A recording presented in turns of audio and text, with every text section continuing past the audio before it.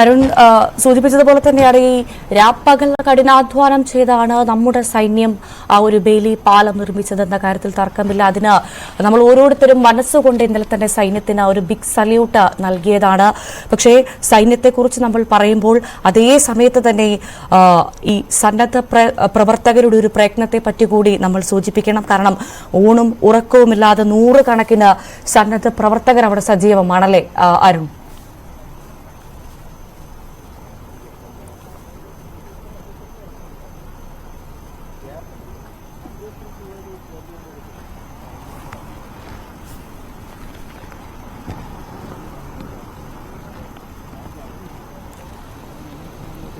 ഉരുൾപൊട്ടലിൽ ഇരച്ചെത്തിയ മലവെള്ളപ്പാച്ചിൽ തുടച്ചു നീക്കിയ മുണ്ടക്കൈയിലേക്ക് കടക്കാനുള്ള ബെയിലി പാലം ഇന്നലെ വൈകിട്ടോടുകൂടി നമ്മുടെ സൈന്യം പൂർണ്ണ സജ്ജമാക്കി. ബുധനാഴ്ചയാണ് ഈ ഒരു പാലത്തിന്റെ നിർമ്മാണം തുടങ്ങിയത്. പ്രതികൂല സാഹചര്യങ്ങളെല്ലാം മറികടന്ന് രാപ്പകൽ കഠിനാധ്വാനം ചെയ്ത് പൂർണ്ണ സജ്ജമാക്കിയ പാലത്തിലൂടെ ഇന്നലെ വൈകിട്ട് 5:50 ആദ്യവാഹനം സൈന്യത്തിന് തന്നെ ആദ്യവാഹനം കടത്തിവിട്ടത് നമ്മൾ കണ്ടു. പിന്നാലെ മറ്റ് സൈനിക വാഹനങ്ങളും JCB അടക്കം അതിലൂടെ കടത്തിവിട്ടിരുന്നു. രക്ഷാപ്രവർത്തനത്തിലും തിരച്ചിലിലും വലിയ ആശ്വാസമായാണ് സൈന്യത്തിന്റെ ബെയിലി പാലം തുറന്നിരിക്കുന്നത്. ദുരന്തത്തിൽ തുടച്ചു നീക്കപ്പെട്ട മുണ്ടക്കൈയിൽ അവശേഷിക്കുന്നവരെ കണ്ടെടുക്കുന്നതിന് വേഗമേറ്റാൻ നമ്മുടെ ബെയിലി പാലം ഏറെ സഹായകമാകും എന്ന കാര്യത്തിൽ തർക്കമില്ല. അരുൺ, നമ്മുടെ സൈന്യത്തിന്റെ അധ്വാനത്തെ പറ്റി പറയുമ്പോൾ ഈ രാപ്പകലില്ലാതെ ഊണുമുറക്കവുമില്ലാതെ അവിടെ പ്രവർത്തിക്കുന്ന സന്നദ്ധ പ്രവർത്തകരെ കുറിച്ചും പറയണം. യാതൊരു ഒന്നും പ്രതീക്ഷിക്കാതെ തങ്ങളുടെ പ്രിയപ്പെട്ടവരെ ചേർത്ത് നിർത്താൻ വേണ്ടി കൈമെയ് മറന്ന് പ്രവർത്തിക്കുന്ന നൂറുകണക്കിന് ആയിരക്കണക്കിന് സന്നദ്ധ പ്രവർത്തകരും അവിടെയുണ്ട് അല്ലേ അരുൺ?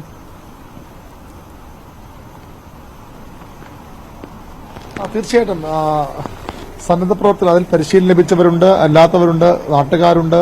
ഈ ദുഃഖം അറിഞ്ഞ് ഈ പ്രശ്നങ്ങൾ അറിഞ്ഞ് സ്വന്തം ജീവൻ പോലും പണയം വെച്ച് ഇവിടെ എത്തിയ ആളുകളുണ്ട്. അവരുടെ സേവനം ഒരു കാരണവശാലും മറക്കാൻ കഴിയില്ല. അതൊരു പക്ഷേ ഇവിടെ മാത്രമല്ല, നമ്മൾ കോഴിക്കോട് നിന്ന് ഇവിടേക്ക് വരുമ്പോൾ കണ്ട കാഴ്ച, ഈ വരുന്ന വഴികളിലെല്ലാം ഈ പലയിടത്തും വെള്ളം കയറി കിടപ്പുണ്ടായിരുന്നു. അവിടുത്തെ ചെറുപ്പക്കാരോട് പക്ഷേ ഏതെങ്കിലും സംഘടനയുടെ രാഷ്ട്രീയ പാർട്ടിയുടെയോ രാഷ്ട്രീയ യുവജന സംഘടനയൊക്കെ പ്രവർത്തകരാകാം, അല്ലെങ്കിൽ നാട്ടുകാരാകാം. അവർ ആ രാത്രി ഇറങ്ങി നിന്ന് ഈ വെള്ളം കെട്ടിയ വലിയ വാഹനം കടന്നു പോകാൻ ബുദ്ധിമുട്ടുള്ള പ്രദേശങ്ങളുണ്ട്. അവിടെ വെള്ളം കെട്ടിയ സ്ഥലങ്ങളിലൊക്കെ ഈ നാട്ടുകാർ ഉണർന്നിരുന്ന് ഒരു രാത്രി മുഴുവൻ ഒരു രാത്രി എന്ന് നമ്മൾ വന്ന ദിവസം ഞാൻ പറയുന്നു. അത് മാത്രമല്ല, എല്ലാ ദിവസവും അത്തരത്തിൽ ഉണർന്നിരുന്ന് ആളുകൾക്ക് വഴികാട്ടി ഇവിടെ അപകട മേഖലയാണ്, ശ്രദ്ധിച്ചു പോകണം എന്ന് പറഞ്ഞ് അവിടം മുതൽ എല്ലാ വഴികാട്ടികളായി സഹായവും നൽകുന്ന ചെറുപ്പക്കാർ അതിങ്ങോട്ട് കടന്നു വരും തോറും അത് കൂടുതൽ ആളുകൾ ഇവിടേക്ക് എത്തുന്ന കാഴ്ചയാണ് നമ്മൾ കണ്ടത്. ഇപ്പോഴും ഇവിടേക്ക് വരാൻ ഈ സർക്കാർ സംവിധാനങ്ങളൊന്ന് അയഞ്ഞാൽ, അല്ലെങ്കിൽ ആളുകൾക്ക് ഇവിടെ യഥേഷ്ടം കടന്നു വരാൻ അനുമതി കൊടുത്താൽ, അങ്ങനെ കൊടുക്കാൻ കഴിയില്ല എന്നതിന്റെ ഏറ്റവും പ്രധാനപ്പെട്ട വസ്തുതയാണ്. ഈ കാണുന്ന പ്രേക്ഷകർ കൂടി അറിയണം. എല്ലാവർക്കും അങ്ങനെ വന്ന് സഹായിക്കാൻ മനസ്സുള്ളവരാണെങ്കിൽ പോലും ഇവിടെ വന്നിക്കാൻ പറ്റുന്ന ഇടമല്ല. അത്രയും ആളുകളെ ഉൾക്കൊള്ളാൻ കഴിയുന്ന ഒരു മേഖലയല്ല ഇപ്പോൾ ഇത്. വളരെ ചുരുങ്ങിയ ആളുകൾക്ക് മാത്രം സഹായിക്കാൻ എത്തുന്നവരാകട്ടെ, എന്തിനു വന്നാലും അത്രയധികം ആളുകൾക്ക് ഇവിടെ കയറി വരാൻ കഴിയാത്തൊരു സാഹചര്യമുണ്ട്. പക്ഷേ എല്ലാത്തിനും തയ്യാറായി വന്ന ഇനിയും വരാൻ നിൽക്കുന്ന ആളുകളും ധാരാളമുണ്ട്. അതുതന്നെയാണ് ഈ കേരളത്തിന്റെ പ്രത്യേകത. അതുതന്നെയാണ് കേരളത്തെ കേരളമാക്കി നിലനിർത്തുന്നത്. ദൈവത്തിന്റെ സ്വന്തം നാടെന്നൊക്കെ വെളിപ്പേര് കേരളത്തിൽ എന്തുകൊണ്ട് കിട്ടുന്നു എന്ന് പറയുമ്പോൾ ഇത്തരം മനുഷ്യർ കൂടിയാണ് അതിന് കാരണക്കാർ. തങ്ങളുടെ സഹോദരങ്ങൾക്ക് ഒരു അപകടമുണ്ടാകുമ്പോൾ, ഒരു കെട്ടകാലം വരുമ്പോൾ അവരെ ചേർത്ത് നിർത്താൻ കഴിയുന്നത് എന്തും നൽകാൻ നമ്മൾ ഇന്നലെ മുഖ്യമന്ത്രി ദുരിതാശ്വാസത്തിലേക്ക് വരുന്ന സഹായങ്ങൾ വിരമിച്ച ജീവനക്കാരുണ്ട്. സ്വന്തം വർഷങ്ങളായി ശേഖരിച്ചു വയ്ക്കുന്ന കാര്യങ്ങളിൽ നിന്ന് ആ തുക അതേപടിയെടുത്ത് സർക്കാർ നൽകുന്ന ആളുകളുണ്ട്. ഒക്കെ നമ്മൾ നേരത്തെയും കണ്ടത്. ഇപ്പോഴും അത്തരം കാഴ്ചകൾ തന്നെയാണ്, അത്തരം വാർത്തകൾ തന്നെയാണ് നമുക്ക് ഇവിടെ നിന്ന് റിപ്പോർട്ട് ചെയ്യാൻ കഴിയുന്നത്, നമുക്ക് കാണാൻ കഴിയുന്നത്. അതുതന്നെയാണ് ഏറ്റവും പ്രത്യേകത. സന്നദ്ധ പ്രവർത്തകരാകട്ടെ, അവർ ഊണും ഉറക്കവും കടഞ്ഞ് ഭവ്യ സൂചിപ്പിച്ച പോലെ എന്ത് വെല്ലുവിളികളും ഏറ്റെടുക്കാൻ തയ്യാറായി.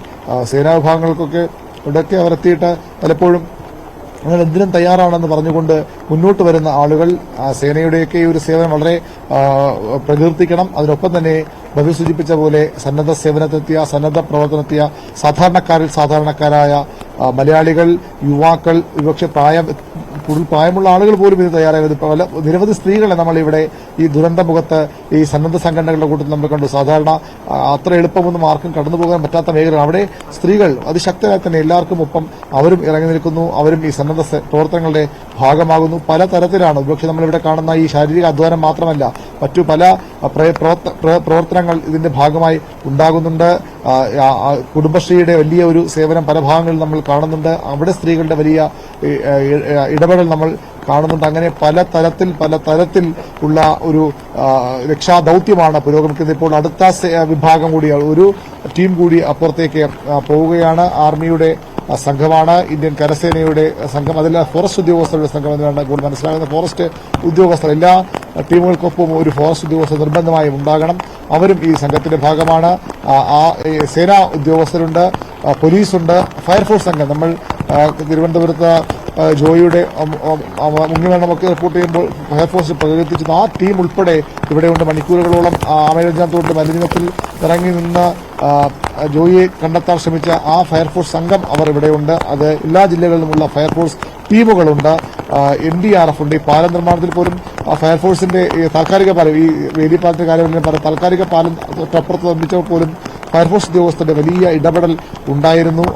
NDRF ഉണ്ട്, SDRF ഉണ്ട്. അത്തരത്തിൽ ദുരന്ത പ്രതിരോധ സേനകളും ഇതിൽ കൃത്യമായ പരിശീലനം ലഭിച്ച എല്ലാ വിഭാഗങ്ങളും കൈമേമേർന്ന് ഒറ്റക്കെട്ടായി ഈ രക്ഷാദൌത്യത്തിന്റെ ഭാഗമാവുകയാണ്. ഒന്നുകൂടി പറഞ്ഞു പോകാം, മഴ കുറച്ചുകൂടി ശക്തമാകുന്നുണ്ട് ഇവിടെ, മഴ കുറച്ചുകൂടി കനക്കുന്നുണ്ട് ഇവിടെ. അത് ഒരു ആശങ്കയാണ്. പക്ഷേ കഴിഞ്ഞ ദിവസങ്ങളിലും മഴയുണ്ടായിരുന്നു. അതെല്ലാം മറികടന്നുകൊണ്ടാണ് രക്ഷാദൌത്യം മുന്നേറിയത്. ഇപ്പോൾ ഈ ബേലിപ്പാലം നൽകുന്ന അധിക സൗകര്യം കൂടിയുണ്ട്. അത് പ്രയോജനപ്പെടുത്തി നമ്മുടെ രക്ഷാപ്രവർത്തകർ പരമാവധി ആളുകളെ കണ്ടെത്തുന്നു തന്നെ പ്രതീക്ഷിക്കാം. ഈ കാത്തിരിക്കുന്ന ഉറ്റവർ ഉടയവർക്ക് എന്തുപറ്റി, അപകടമുണ്ടാകുമെന്ന സൂചനകളൊക്കെ അവർക്കുണ്ടെങ്കിൽ പോലും അത് അംഗീകരിക്കാൻ കഴിയാതെ കാത്തു നിൽക്കുന്നവർക്ക് തങ്ങളുടെ പ്രിയപ്പെട്ടവരെ അവസാനം നോക്ക് കാണാനുള്ള ഒരു കാത്തിരിപ്പ് കൂടിയായി അതിനെ കാണണം. അവരെ ഒരു നോക്ക് കാണാനുള്ള അവർക്ക് ആഗ്രഹം നടപ്പാകണമെങ്കിൽ ഈ സേനാ വിഭാഗങ്ങൾ, ഈ സന്നദ്ധ പ്രവർത്തകർ കൃത്യമായി അവിടെ എത്തി അവരെ കണ്ടെടുക്കണം, അവരെ യഥാവിധി സംസ്കരിക്കണം, മറവ് ചെയ്യണം. അത് പ്രധാനപ്പെട്ട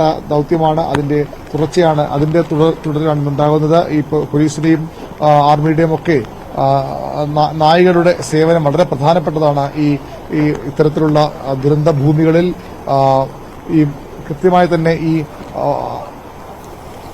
മൃതശരീരങ്ങൾ